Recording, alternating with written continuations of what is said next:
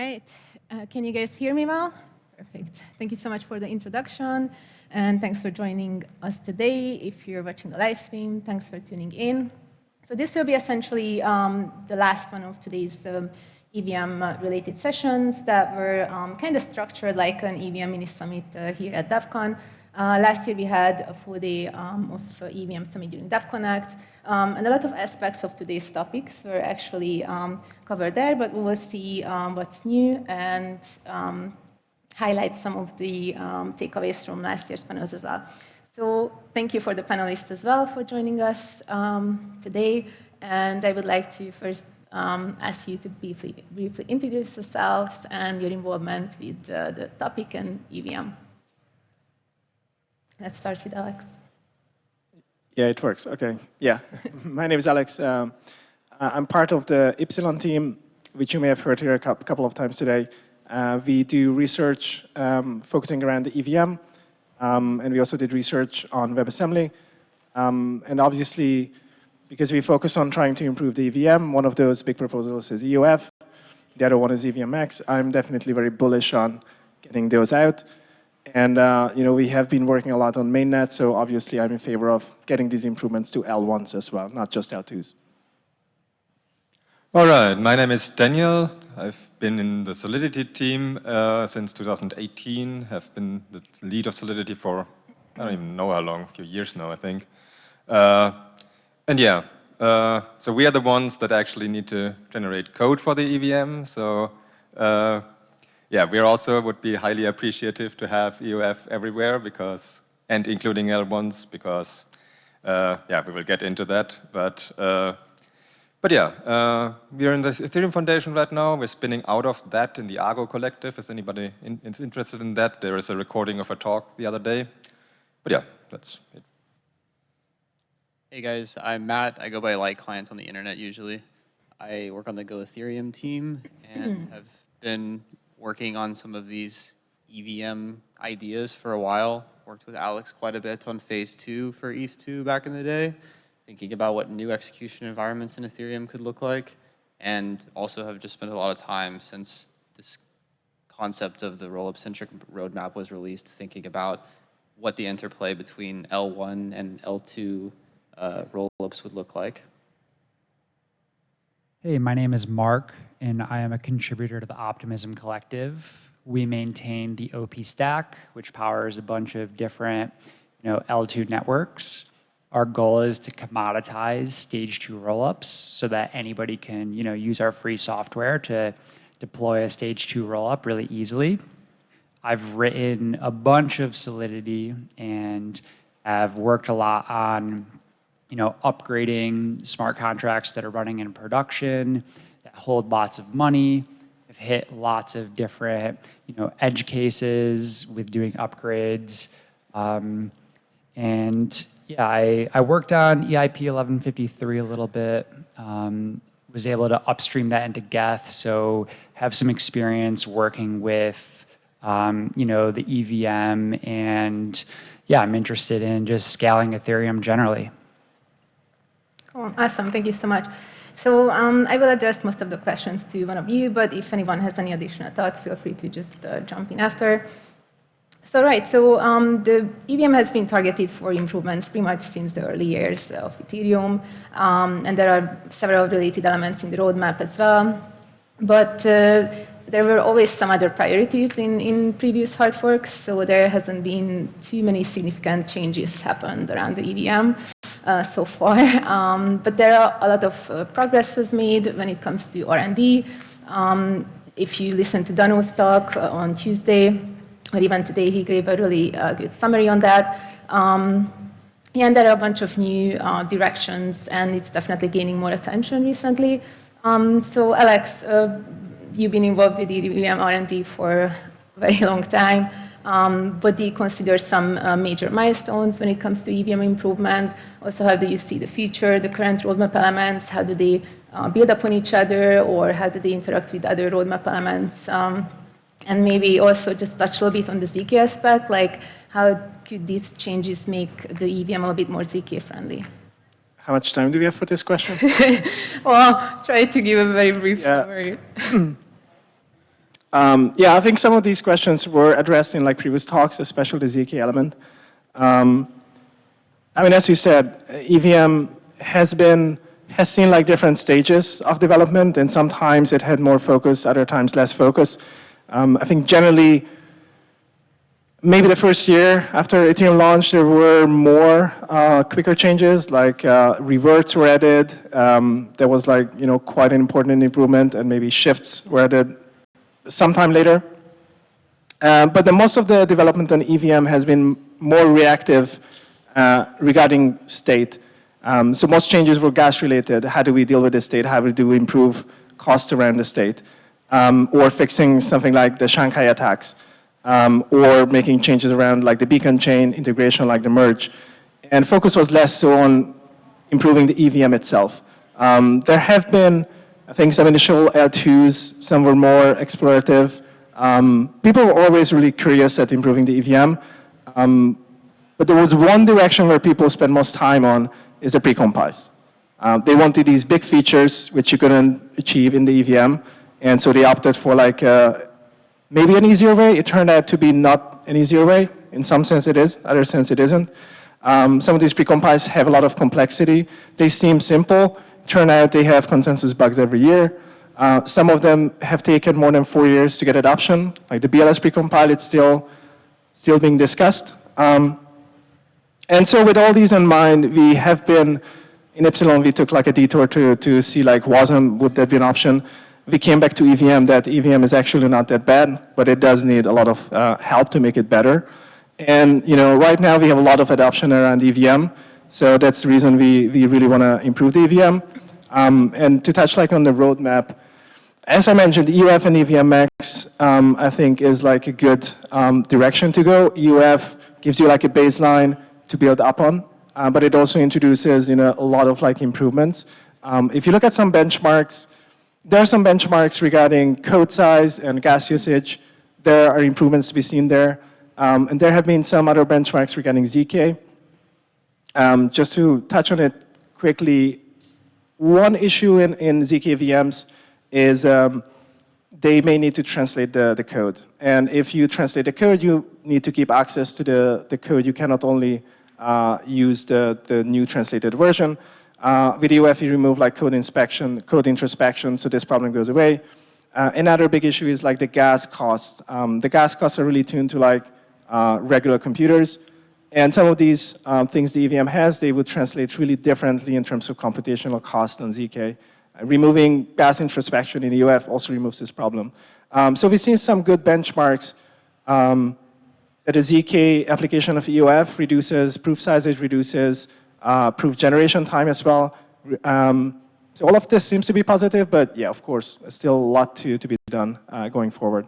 I'm not sure if anybody has, I said a lot. I'm not sure if you have any like response to these. I mean, we definitely introduced bugs in our bridge because of gas introspection. So I'm a big fan of a lot of the simplifications that are coming with EOF. L2s also desperately need some sort of multi-dimensional 1559. So simplifying call, I really like that. Yeah, I think the one major problem that we have is how do we upgrade our existing deployments to EOF? Cool.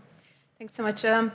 Danielle, what changes do you want to see happen on layer 1 EVM before potentially ossifying it? How could this potentially interact with the vision you have for Solidity?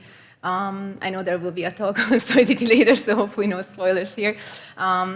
And also maybe how could these changes impact others in the ecosystem positively? Okay, I mean, I would say don't ossify the layer 1 in general. But yeah, if people want to ossify the layer 1 EVM, then yeah, I could enumerate a number of things that are wrong with it that make lives harder for any compiler and developer and any tooling person. EUF solves a lot of the issues. So EUF is a good basic block that would, in bulk, yeah, reduce the complexity of compilers, reduce the complexity of tooling and formal verification on top of it. And yeah, I mean, you also touched on quite a few points already. So if L1 is to be ossified, please at least give us EOF in it first. Beyond EOF, there are still a number of things that would be nice. I mean, we could have better memory pricing, memory pages even, maybe give us some registers or something like that. But yeah, at some point, okay, I would understand if you don't, but EOF at least, please. But yeah, I mean, effects on other people. I mean, I'm pretty sure that a few people have picked up on, for example, the Solar initiative of rewriting a new compiler to Solidity in Rust. They want to target EOF because they know that it actually is much simpler to build a compiler in a language in EOF. So I mean, that goes for every language. That goes for every language, every tooling will be much easier to implement for EOF because it's much easier to generate code for it. So. But you mean they would like to only target EOF if they can? I mean, we only briefly talked with Georges yesterday. I'm not entirely sure what their plans are, and they only so far have a parser, so I'm not sure. But yeah, he sounded like very bullish on having EOF and targeting EOF. But I can't speak for them further than that. And mainline Solidity? When do you drop legacy support?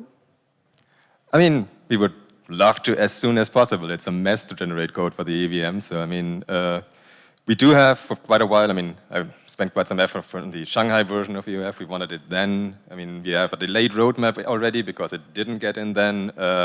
We now are in the process of finalizing production support for the new EOF, but there has been prototypes for ages that were usable. Thanks to Radek also. Shout out to him. But yeah, I mean, it would actually help us extremely in our roadmap for the backend side of the language to have EOF. And as soon as EOF was there, we would expect users to move to it immediately because all the advantages in gas cost and everything, and would like to drop legacy support as soon as possible, or at least. So you would ask L2s to adopt it quickly too? As soon as possible. I mean, yeah. We, of course, would need to have a transition period. I know that it would probably take a while. For that time, we would have to, but as soon as ever possible. All right, cool. How fast is soon? I mean, luckily, you know, due to the design decisions that we made with the OP stack architecture, it's just easy to rebase onto, you know, the latest Geth release or the latest Reth release and get all of the, you know, functionality into the L2 itself. Now, when it comes to the smart contracts for the OP stack on L1, that's going to be difficult to migrate to EOF. I would definitely love to, but you know, there's backwards compatibility concerns because applications may have hard-coded the address of the bridge today, and we would need to deploy a new bridge and, you know, figure out a migration pattern. And realistically, there's just other things that we consider higher priority than, you know, migrating to EOF for our L1 contracts. I mean, this is the specific issue you mentioned regarding the bridges, which I think we just need to understand a bit more. So maybe we don't have an answer for. But I'm curious about like a different question. The many users of the OP stack now, multiple chains, they diverge from the OP stack? Do they have like some of their own changes, or it's like vanilla OP stack always? Oh, that's a great question. So it's free software. People are allowed to do whatever they want with it. But there's this idea of just using the vanilla OP stack, and with that, you kind of inherit all of the tooling that everyone in the community is building. So my personal philosophy is that you don't really need to make changes to the EVM. There's so many low-hanging fruits with user experience and go-to-market, and that's where the next leg of growth will come from, and it's not the, you know, adding a new precompiler or something like that. So if that bridging problem would be solved, then potentially all these OP stack users would be sorted. Yeah, I mean, the bridging problem is like the legacy, you know, bridge that we have today that's written in pre-EOF is good enough. It's really like making the front end more usable and getting people to adopt smart contract wallets that's inhibiting more adoption. I mean, I was interested in the argument of importing tooling from the vanilla version of the OP stack. I mean, I would say that's actually a nice argument also for EOF, because EOF has nicer transpilation properties. So I mean, it's much easier without the gas introspection and whatever mess the EVM has to actually transpile EOF to a more modern system. So I think it would actually be smoother to have EOF and then actually build a more fancy version and import the entire tooling stack built for a plain EOF version by a transpilation process without having to carry legacy cost. So I think that's also for actually a future-proof system, actually a very nice property of EOF to be a basis for something like that. Right. So, yeah, there's been a lot of talk on EOF today as well, and some other days. This panel is not particularly focusing on that, but it's the next planned EVM upgrade, and it's basically going to be the biggest change in EVM history. So definitely want to cover it a little bit. So since it's a core protocol upgrade, obviously it has to be well tested, and I think concerns around security or even introducing some complexity on the client level, maintaining both legacy EVM and EOF EVM, I think most people agree on these concerns and they want to make sure that this all happen the right way. But I think what's interesting is that even though it's in the roadmap for a while, there seems to be a bit of a discrepancy when it comes to its impact. And I see two main perspectives here. Basically, that one saying is that EOF won't result in too much performance improvement, and the future hard forks and upgrades should focus on other roadmap elements that would result in more settlement layer performance improvements.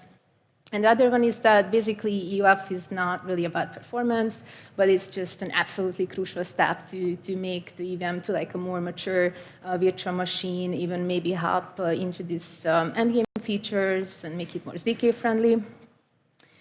So Matt, maybe let's hear a different perspective here. You used to be, you actually published about EOF after the merge and listing its benefits and mentioning that it hasn't happened because of these other priorities like the merge, that they were more urgent. Has your perspective changed on prioritizing the EOF implementation? Yeah. I was really and am really excited about EOF overall. I think what it provides is the things that EVM developers have been hoping for 5, 6, 7, 8 years. But the thing that really changed my mind about where I placed it on the priority list personally is the thought that is it something that Ethereum needs to have to succeed in the next 10 years or 20 years? And I have felt since that revelation, which was a couple of years ago now at this point, that there are things that we're still trying to do today with respect to the execution layer and the consensus layer, to me, seem more closely addressing these existential risks of Ethereum not succeeding in the future. And I'm not saying that it's time to ossify the L1 EVM, but I do think that when we start talking about implementing changes to the EVM that are very complicated, I have to ask, like, if we do nothing, if we don't do these things, what is the worst case scenario? And as we're moving towards this roll-up centric roadmap, to me, it feels like that is the natural place for the evolution of the EVM. And if we're going to really lean into the vision that L1 is a place to settle rollups, I struggle to see the motivation for making all of those changes happen on the L1. Is there anything that maybe could change your perspective? More community support, impact analysis, getting more people involved from the ecosystem? Anyway. I think the thing, this is not a satisfying answer, but I think the thing that would change my mind is if we decide that the roll-up centric roadmap is wrong. Because as long as we are saying that L1 is a settlement layer, in my mind, I feel that the clients should be the most robust pieces of that ecosystem. That is the thing that cannot fail. And we can probably most likely do EOF in a safe way. We are good at testing the EVM. We are good at introducing changes to the EVM. It will probably be fine. But I just have to ask the question, we're adding hundreds of lines of code, if not several thousand lines of code to L1 clients. That just statistically adds more surface area for attacks to happen, for issues to occur, not just today, but in the future implementing new clients. And I understand it's something that make compilers so much better, then to me, it's almost like saying you're taking compiler code, compiler complexity, and putting into L1 clients. And when I have this thought, I think I want L1 clients to be as thin as possible, as simple as possible, focused on providing one thing. And right now, that one thing is a settlement layer for rollups. Can I say something spicy? Yet we like to add precompiles, which have tens or hundreds, 100,000 lines of code and optimized assembly and all that. And different clients use different versions of these. I don't like precompiles that much. I would love to have EVM Max. I think that, to me, I would rather have EVM Max in the next hard fork than EOF, I think. Yeah, maybe we can go deep on kind of why it depends on EOF. Technically, it doesn't depend on it. You can do it without. But with EOF, you get a significant performance improvements because you can remove a lot of the checks, runtime checks, and move them to deployment time checks. And in the end, this means whether it becomes competitive against precompiles or not. And without EOF, it may not be competitive, and then it's kind of pointless. Do you have a comparison between EOF versus non-EOF EVM Max? Or a factor, like an order of magnitude? Is it within the same order of magnitude? For some of them, so the checks you have to do, I mean, there's also like code size increase if you do it without EOF. That may or may not be significant. But you do get like, let's say like 30% code size improvement increase on every like EVM max instruction if you do it without EOF. You cannot like do any kind of optimizations around pre-allocation or anything like that. But the key difference is the runtime checks you have to do at each instruction, which you wouldn't have to do with EOF. I think there were some measurements for some of the instructions. Maybe it's negligible, but there's also implementation specific. For some instructions, it isn't negligible. But generally, no, I don't have a proper number to tell. Right. I mean, yeah, I think that even with the EOF version of EVM Max, there's been thoughts that it's never going to be as performant as a precompile itself. And so how much closer? Depends, actually. Radek's talk mentioned one case, libff, one of the BN254 implementations used by certain client or clients. It's actually less performant than EVM Max. Now, I don't think Geth uses it. So there are much more performant implementations than libff. But even now, today, with the precompiles, different clients may have different performance. Yet we have a single gas cost for it, right? And in some cases, EVM Max would be faster. But yeah, if you look at like highly optimized code, just in the context of the precompile, highly optimized precompile would be cheaper. But there's another factor that in many cases, you have to use the precompiles multiple times to achieve something. You have to call like addition multiple times. You have to call multiplication different times.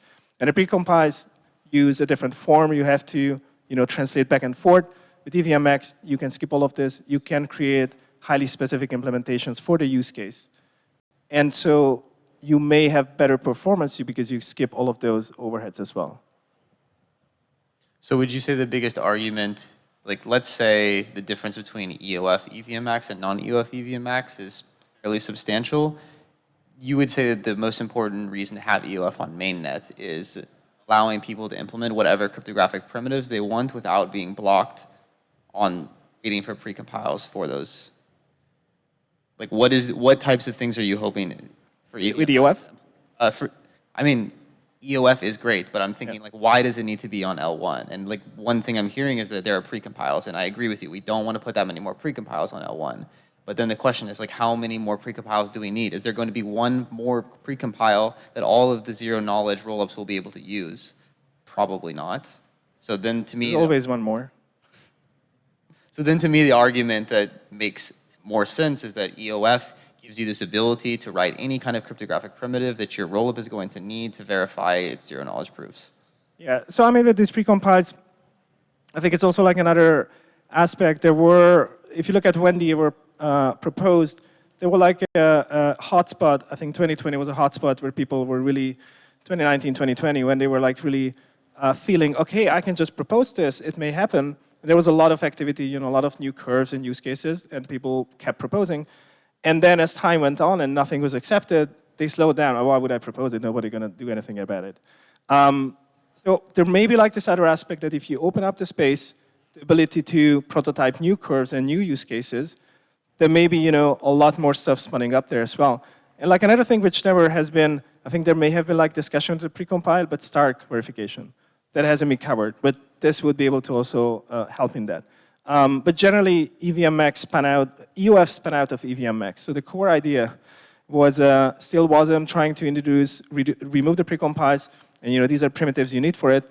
And we had EVM-Max as like some kind of a idea specification, and it needed something like EOF to be really performant. So this was actually the progression how it came about.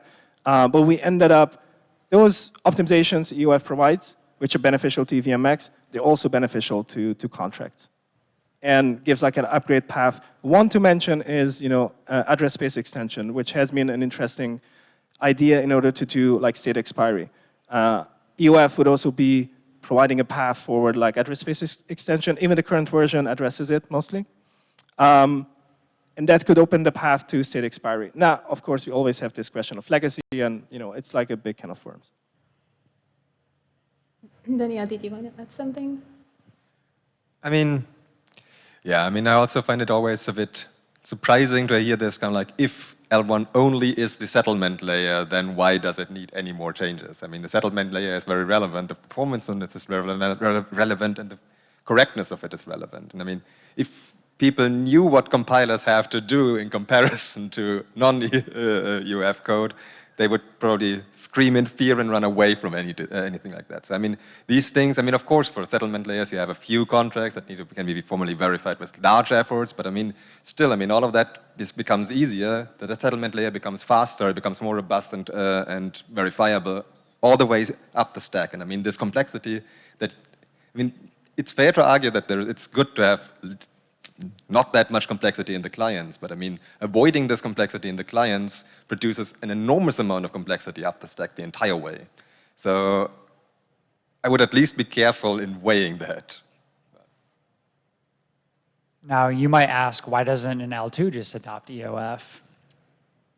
So one thing is, you know, the L2 space, it's still really early. A lot of the projects are still kind of fighting for survival. And it's harder to make long-term decisions when you're worried about just being around for the next few years.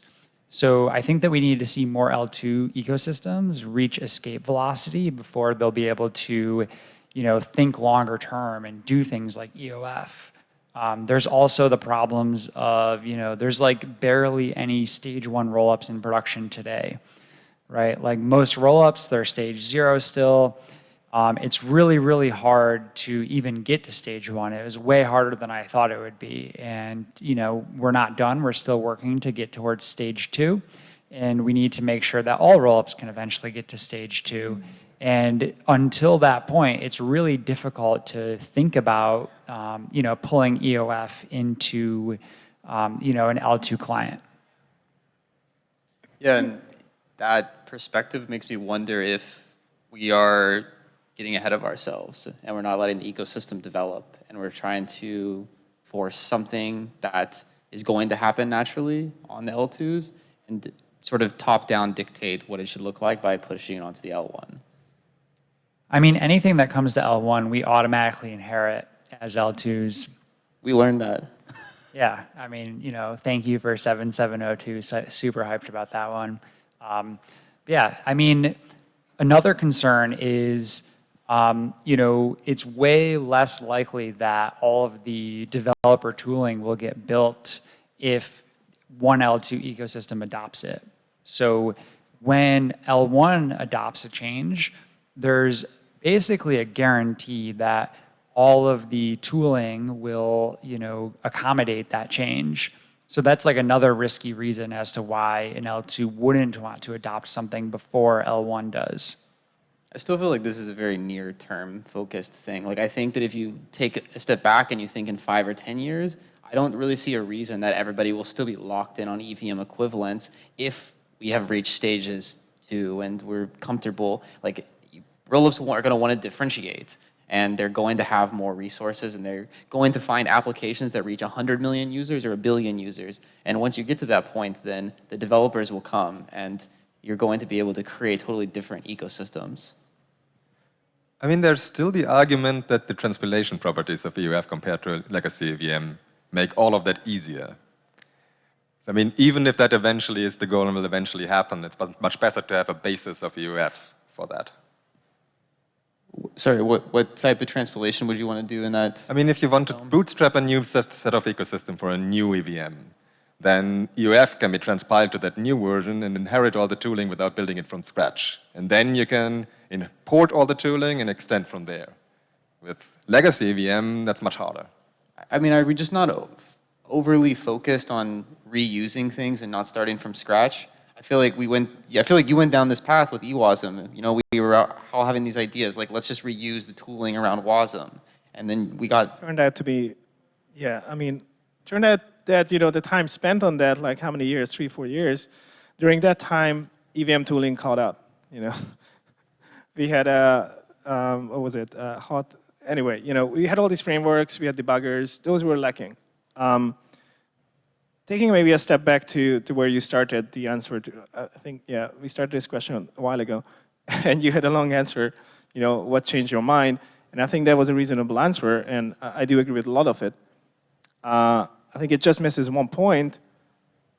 You know, several reasons are there why this ecosystem works and why the rollup-centric roadmap works as of today.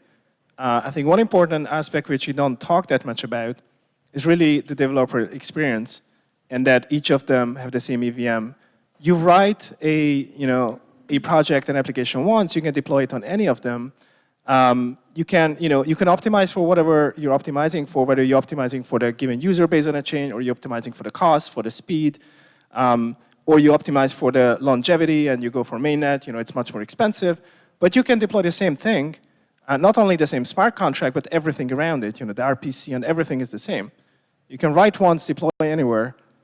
I think that's very powerful. And if we start, you know, diverging in each of these, because we hope that one of them gonna do like bigger EVM improvements, that can only realistically happen if one of them becomes dominating. Or they have some other incentives to get all of these developers and tools and everything around it. Do we want one of them to dominate? Maybe we do, but I think this is gonna really take some time before we get there. While at the same time, there are some maybe other L1s or other chains or other directions which focus more on developer experience. And there's certainly people, you know, whatever you give to developers, they're gonna work it around, right? There's nothing stopping them, right? So the EVM is not stopping developers, they find the workarounds. But, you know, if somebody comes around and they have a much better developer experience, you know, that can kickstart some changes. And I do think that we really keep forgetting about developer experience, and we are not unlocking potential enough. If we would give, you know, slight improvements, I think we would unlock a lot more, and we may be able to progress more rapidly. All right, so, yay.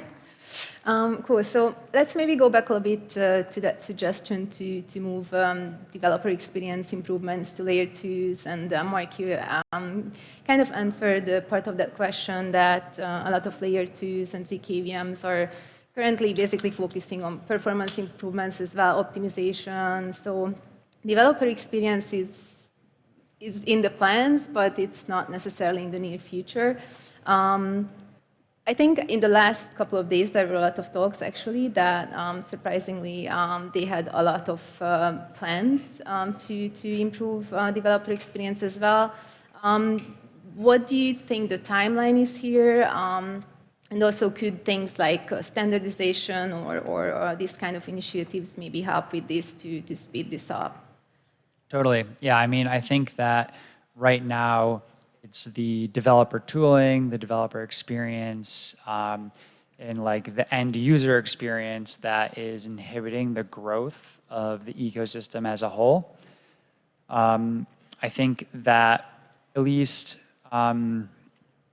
we're really starting to get to a point where the actual L2 software is becoming stable enough and reliable enough, and there's still a long way to go. Like I said previously, there's no stage 2 rollups that are actually used a lot in production today, and getting there is the #1 priority.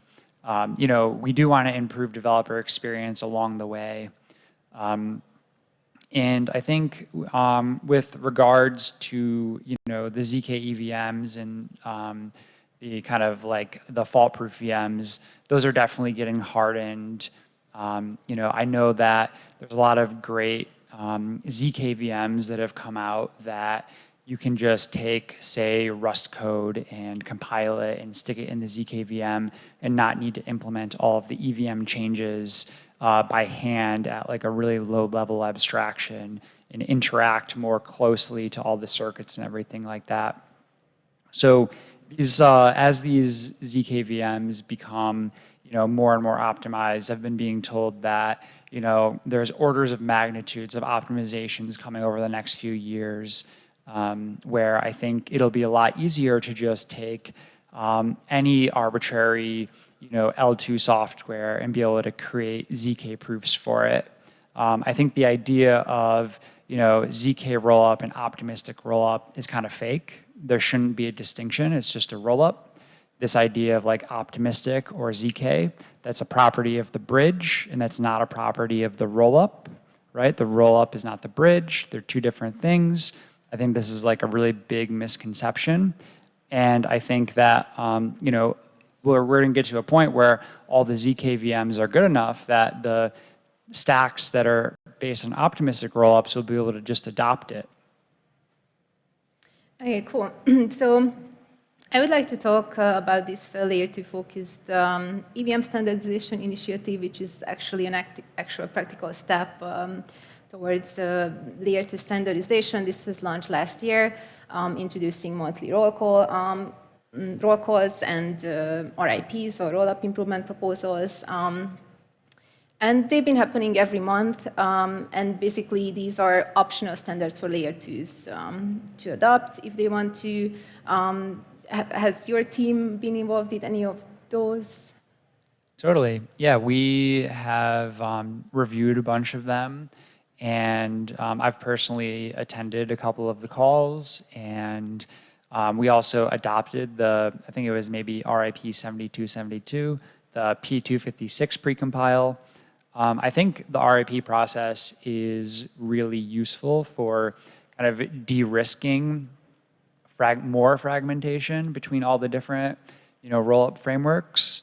I do think, though, it is still pretty early, given that all of the there's no stage 2 rollups. So it's hard to focus on, this standardization when everyone is still, trying to actually build real roll-up software.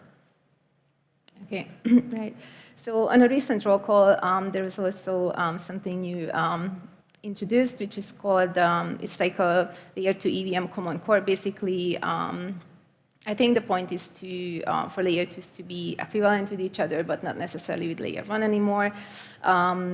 And also handling together future layer 1 EVM changes and make sure there are no conflicts with those changes. Daniel, what's your take on these, just generally on these coordinated layer 2 optimization initiatives? How could this unfold? Yeah, that's great, of course. The only way that we could ever accommodate anything on layer 2 that's not layer 1 is if it's a coordinated effort. But the problem is that we're busy with working around the issues of the layer 1 EVM. We also still don't have the time to actually really look into doing layer 2 work, specifically because the layer 1 work is an extremely huge mess. Of course, layer 2 standardization, definitely a good thing, and actually definitely necessary for having any tooling support for layer 2s in common. But yeah, I still would say that there is more space to actually accommodate layer 2 changes with a simple layer 1 at this point in time. Right. So we are running out of time a little bit, but if you would like to learn more about this initiative and SCAR, actually the co-lead of this initiative will have a talk on this later on today at 5:40, I believe, on stage 1, but make sure you check the schedule. Right, so maybe just one more thing quickly. Matt, have you heard of the Roll-Up Get initiative? Maybe just share a few thoughts on that before we close. Yeah, they've definitely heard of the Roll-Up Geth initiative. It's a very super interesting project. I think that what they're trying to do is what needs to be happening right now, because we're not going to be able to evolve L2s if there isn't some kind of coordinated effort. And it feels like the best coordinated effort is by making their lives easier. And for better or worse, most L2s are based off of L1 clients. So providing them an L1 client that is maintained by a team focused on maintaining the accepted proposals and coordinating amongst the roll-ups to figure out what proposals to accept and for that team to implement, those things make a lot of sense.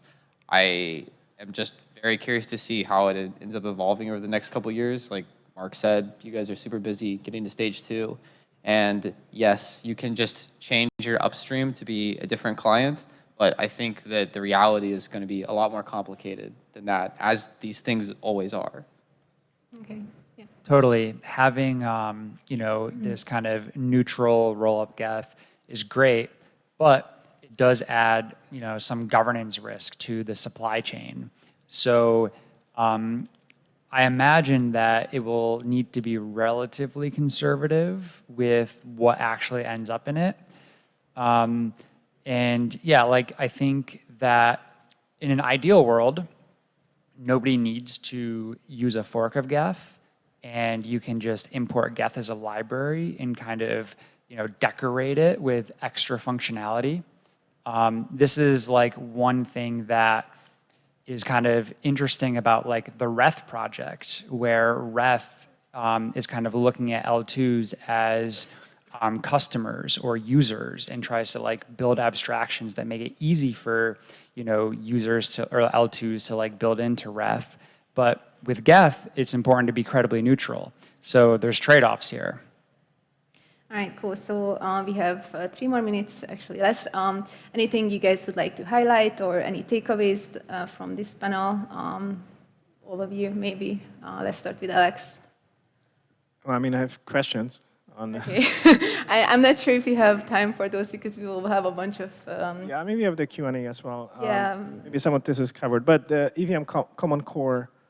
I mean, even now the different L2s, they have differences between them, mostly on the ZK level because they cannot support each of those, or there's gas differences. I'm not sure, maybe Mark, you're the closest. Yeah, well, how do you see EVM Common Core? What is the first goal of it, and maybe what is the medium-term goal of it? Is it making sure that even these differences don't exist, or it's introducing new stuff, or it's just too early to tell? Totally. To be honest, I don't know a ton of information about EVM Common Core, but at least what I would like to see out of it is introducing new things as there's desire to improve the EVM. Then it's about doing it in a consistent way, right? No L2 team. It's we used to maintain a fork of the Solidity compiler. Very, very difficult. So having one set of tooling that works across the whole ecosystem is really, really nice. Anyone else? Any conclusions or things to add quickly? Because we are running out of time. No? I like the first question. Oh, okay. Yeah, questions are coming soon. Alex, anything else? I mean, I could go on forever, but why don't we just look at the questions and Okay, then we so can maybe conclude?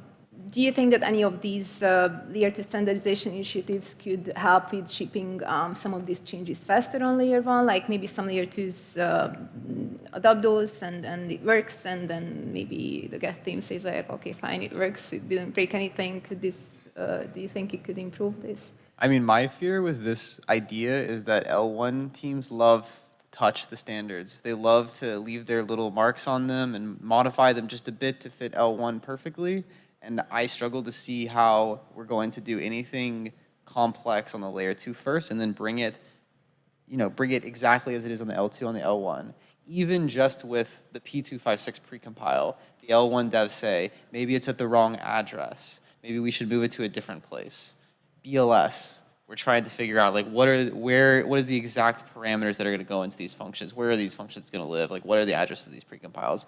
Doing these things on the L2 is just going to constrain what the L1 devs are going to be able to do. So you're saying the level of nitpicking is a bit more on L1, or It's extraordinarily high. yeah, it needs to be high quality. But on the other side, do you think there's a different need of like EVM changes specifically? You think like L1 has different need of what EVM should look like versus L2s? I think L1 has different needs than L2s, and I also think that incremental changes are the best way to change the protocol. Yeah, but on EVM, do you think it has different needs? On L1, I think there are different needs than L2. Okay, cool. Thank you, guys. Unfortunately, we don't have any more time, but there will be time to answer questions from the audience. So thank you so much for joining us for today's panel. Don't we have time for the questions? Yes, they are coming up from, Khan. Hello, and thank you very much for our wonderful speakers. My name is Khan. I will be your MC for the next 3 hours for this stage. Let's move on to questions before taking more time. I will start with the topmost one. This question goes to Matt. Why do you consider compiler bugs less scary than execution client bugs? I've written both, and testing compilers is a lot harder than testing EVM implementations. They really, really wanted to ask this question. So the way that I see it, one, I'm a client developer. I try to keep the L1 safe. That's my primary goal. So I don't want to like belittle the job of a compiler developer. It's thankless and it's very difficult, but similarly to like keeping their code base safe and secure, like I am trying to focus on keeping my code base safe and secure. I don't want to try and then, have blinders on and push all of the complexity on the L1 into other places. But my perspective is, what does the L1 provide? What do blockchains provide that no other facility in the world provide? And that's a platform for unstoppable, trustless execution of code. And to me, what you need to have happen is you need to have a blockchain that works, doesn't have faults, and if you need to write applications on top of that, yes, it's great to have a great developer experience. It's great to have a great compiler, a safe compiler. But we do know ways of writing code that's safe, formally verified. It's just extremely painful. So I know that in the absolute worst case, if we provide the L1, people will develop applications on it. Maybe those applications won't be as nice as people want them to be, or they won't be developed as fast as they want to be. But I believe that if we give them the platform to develop the applications, they will build the applications that actually use the platform in the way that the platform is trying to provide. And why should they use the platform of any other competitor that does have a better layer 1 instead? Sorry, say the first part? No, I mean, who's to stop starting a new layer 1 chain that actually has the better experience on that level as well, and then people moving to that because it has the same guarantees, just only in a nicer way? I mean, we'll have to see how these types of things play out. Like, you can already see there is a comparison of Ethereum and Solana. And Ethereum is, as Josh said in his opening speech, the thing that does not go down. Many of the ETH competitors have the meme of like going down. Solana goes down. IOTA goes down. These other chains are not as resilient as Ethereum. And how do we maintain this property? It's by being extremely thorough with the types of things that we put on mainnet. That's not to say that we should get stuck in this mindset and totally ossify, but I think that it's like something that we have to balance very carefully. And what ends up happening is you have people who are farther on my side who tend to think that we should be more ossified. We have people who are trying to accelerate what's happening, and we end up somewhere in the middle. It's just not a fun process. Everybody on this panel is extremely reasonable and pleasant to be around, but we just end up here arguing about what the Ethereum EVM should look like. Fair. So the next question is around incompatibility around the VMs. Our attendee asks that they don't understand why a bunch of incompatible modifications to the same VM across different L2 chains is considered beneficial. Isn't it good to have everyone on the same high-quality VM? Anyone wants to take this? I think we all want the same VM.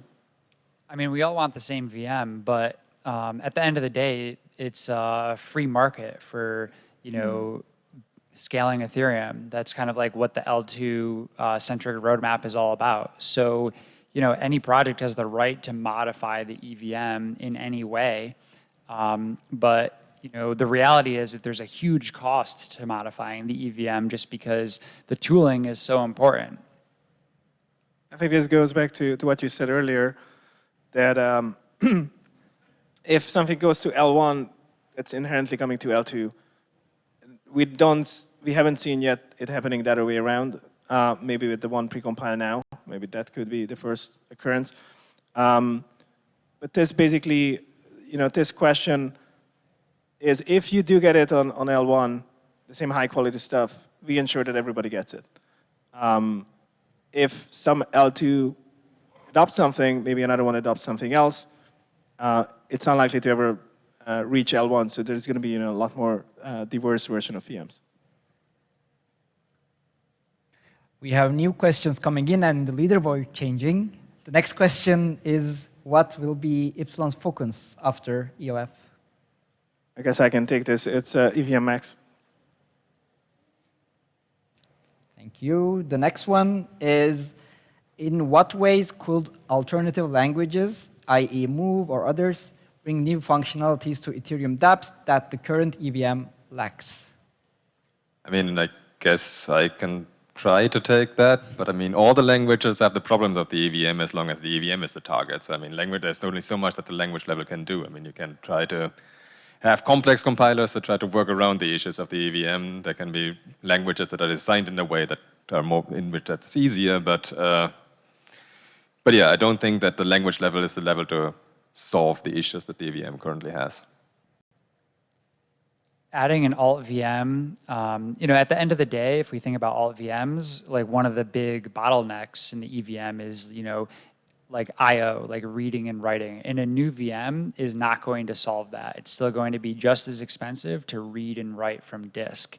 So like adding an alt VM maybe where it's easier to, you know, build like a emit native code that, you know, works off of, you know, 64 bits instead of 256-bit math. That's like a way to like optimize, you know, the execution, but it's only really useful for things that don't read and write from disk.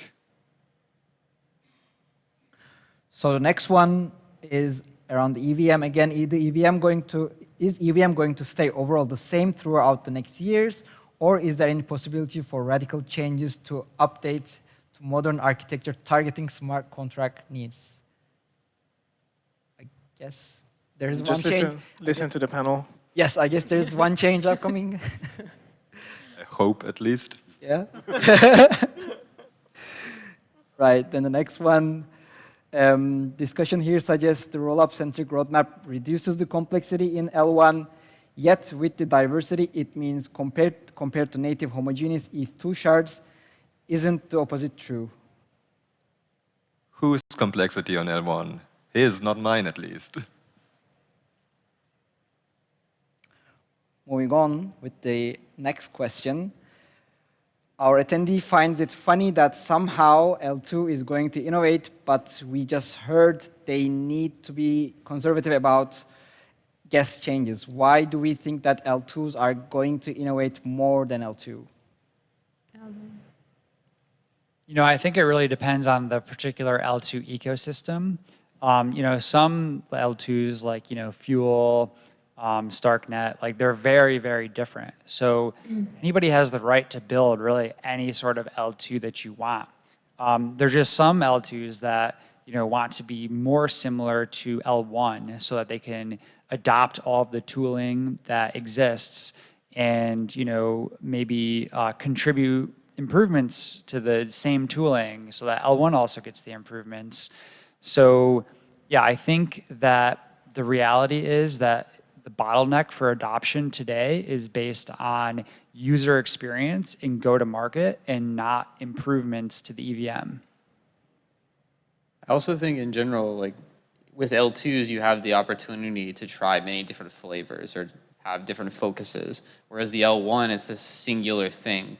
You can't really be super fast, super decentralized. You you have to sort of choose on the different axes that you want to focus on. Whereas for L2s, you could have something that's privacy focused only. You can have something that's extremely fast but might go down. Something that is has central points of failure. And I think that the L2s have the opportunity to experiment on those different axes that the L1 just doesn't have. I think on L1 specifically, it's a bottleneck issue that there's only as many people there which are in. They don't really have time for some of these proposals, even including EUF. A couple of years ago, nobody had the time to dive deep, but everybody had their views and opinions, and it was really just information access issue. Nobody had the time to deep dive into it to have a proper discussion and get any of the opinions closer. I do think that the EUF could have been shouldn't have been this big of a debate and this big of a change, and could have been done much earlier if there would have been more bandwidth. That's ultimately what we are fighting around. So we're running out of time. That will be all questions we'll be answering, but feel free to catch our speakers after the talk. Let's give a big round of applause for all of them.